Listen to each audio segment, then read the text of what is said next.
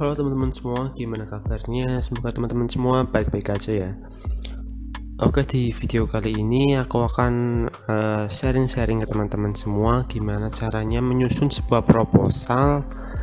Dalam hal ini proposal buat keperluan magang atau KP, kerja praktek ya teman-teman. Ini sesuai dengan pengalamanku, dimana sekarang aku lagi magang di PT Kereta Api Indonesia.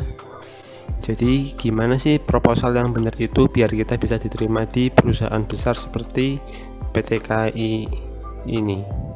Baik, kita langsung ke dokumennya teman-teman. Nanti aku jelasin gimana penyusunannya.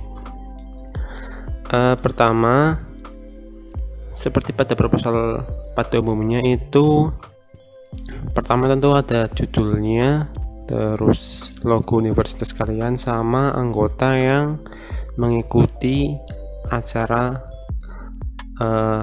KP ini. Terus di bawahnya itu ada program studi, fakultas sama universitas dan tahun pembuatan proposalnya. Berikutnya, ini sebenarnya opsional aja sih, mau dikasih daftar isi apa enggak. Kalau aku kasih daftar isi biar lebih rapi gitu aja. Terus isi-isi yang ada di dalam dokumen proposal ini antara lain ada pendahuluan, dasar kegiatan, tujuan dan manfaat, peserta kerja praktik, waktu kegiatannya, kegiatan praktiknya apa aja, penutup sama lampiran. Oke, nanti aku jelasin satu persatu ya teman-teman poin-poinnya. Pertama itu dari pendahuluan ini. Nah, di pendahuluan ini kalian itu yang pertama harus menjabarkan korelasi antara universitas kalian dengan apa yang dibutuhin di dunia kerjanya, di dunia kerja ya. Misal di sini kan Udinus fokus pada IT dan jiwa kewirausahaan. Nah, itu nanti akan sangat dibutuhin di era digitalisasi di zaman sekarang ini. Kira-kira gitu aja teman-teman. Jadi dijabarin aja nih teman-teman universitasnya itu fokusnya kemana gitu. Terus bawahnya ini lebih ke itu sih, tujuan umumnya. Jadi kerja praktek itu tujuannya buat mahasiswa itu apa, kenapa harus ada kerja praktik, sama mungkin nanti di bawahnya itu nanti ada kenapa itu perusahaan harus menerima kerja praktek mahasiswa. Contohnya seperti ini.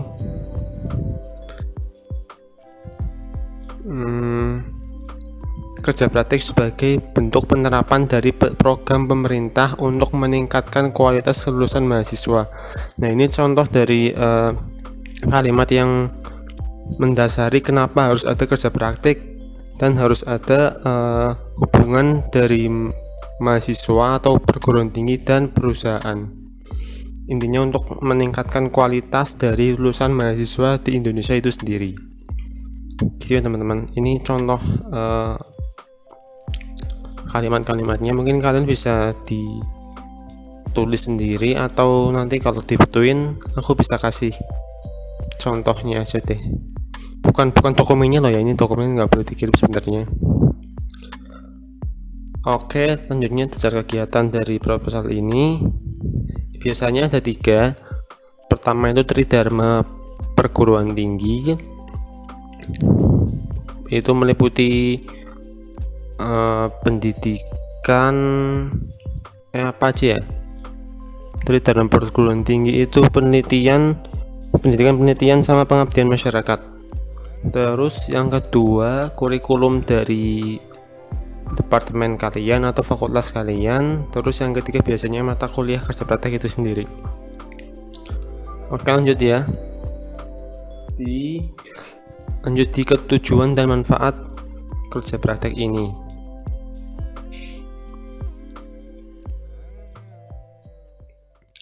Tujuan secara umum itu kalian jabarin nih, ini buat perusahaan itu apa, buat mahasiswa itu apa, buat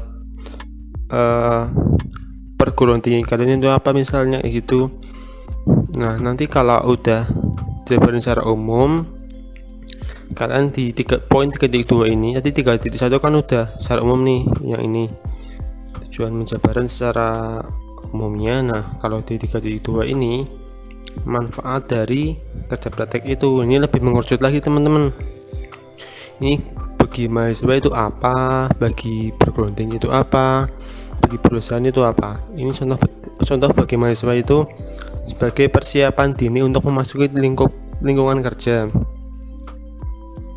Nah jadi kalau kita kerja praktek kan nanti kita kan kayak belajar gimana caranya menangani suatu proyek, bekerja sama dengan tim lain, atau bekerja secara efektif dengan data yang telah ditentukan, seperti itu ya teman-teman kurang lebih. Dan bawahnya juga ada bagi perguruan tinggi, bagi perusahaan, mengenai kerja praktek itu sendiri. Nah selanjutnya ada peserta kerja praktek. Ini itu sesuai dengan ketentuan yang ada di perguruan tinggi kalian. Misalnya dalam hal ini di Udinus itu untuk Fakultas Ilmu Komputer dan Prodi Teknik Informatika minimal itu 100 SKS. Jadi kayaknya semester 5, semester 6 itu udah bisa KP di perusahaan. Kalau di Udinus loh ya. Kalau di kampus lain aku kurang tahu, tapi kayaknya nggak beda jauh deh, sekitar semester 6 gitu.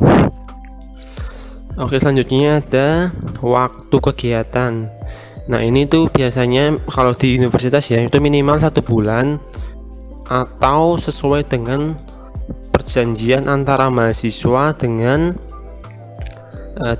perusahaannya. Soalnya ada beberapa perusahaan yang mewajibkan kalau KP di perusahaan mereka itu minimal misal 3 bulan atau 6 bulan bahkan. Kalau 3 bulan biasanya di kemana kok coba di Politeknik itu minimal 3 bulan emang. Nah kalau yang 6 bulan itu biasanya di PMMB atau KKI. PMMB itu program magang mahasiswa bersertifikat, itu nanti atau seleksinya teman-teman dari kampus sama dari pihak BUMN-nya, tapi nanti kalian dapat gaji juga sih. Terus kalau KKI itu kuliah kerja industri, ya sebenarnya sama sih, sama magang biasa, cuman mereka lebih lama proses magangnya juga gitu. Nanti aku jelasin deh di lain waktu. Oke teman-teman, kita lanjut ke berikutnya. Poin berikutnya adalah kegiatan praktek. Nah ini itu sebagai poin inti dari proposal kalian. Kegiatannya itu kalian mau ngapain aja itu di sini. Ini gampangnya itu sesuai dengan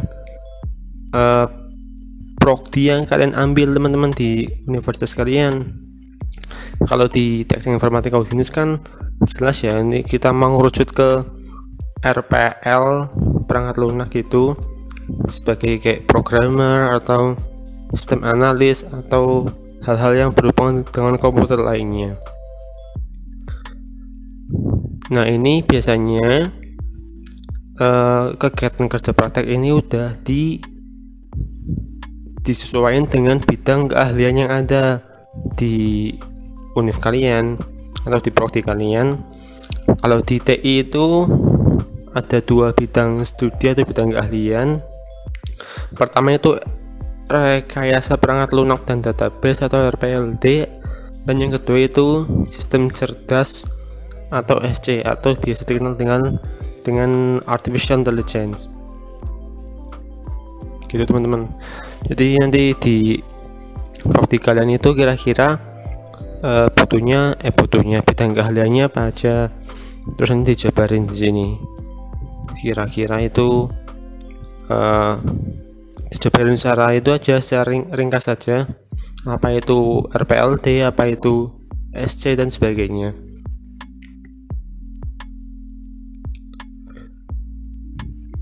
Nah nanti di yang paragraf berikutnya ini, yang aku blok ini dijelasin ini informasi informasi ini nanti diharapkan itu buat apa untuk perusahaannya itu teman-teman.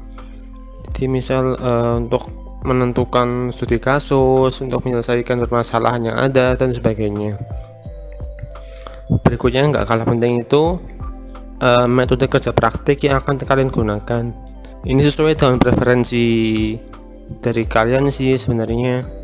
Kalau aku itu ada metode observasi, metode interview, sama metode sintesis.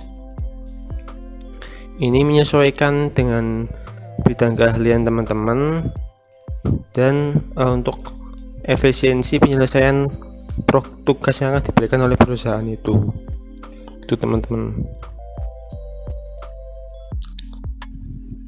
Nah, untuk penutupnya itu ada kalimat semacam harapan untuk kita diterima di perusahaannya, sama tak lupa itu ucapan terima kasih. Terus ada ini tentu biasa lah ya, ini date-nya. Terus ada peserta, tanda tangan peserta, nama peserta, NIM, dan ini ketua program studi, betul, ketua program studi dari fakultas kalian. Ntar minta tanda tangan ke tata usaha. Nah, berikutnya itu untuk sebagai pelengkap, kalian tulisin atau kalian sematin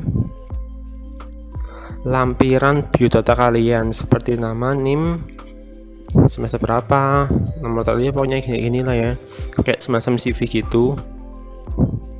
Ada riwayat pendidikan, ada riwayat organisasi, pelatihan dasar, sama keahlian dan minatnya. Ini teman-teman contohnya. Ini sebenarnya semakin banyak kalian ikut organisasi sama kepanitiaan, biasanya nanti kalian akan memperbesar peluang kalian gitu untuk diterima di perusahaan itu.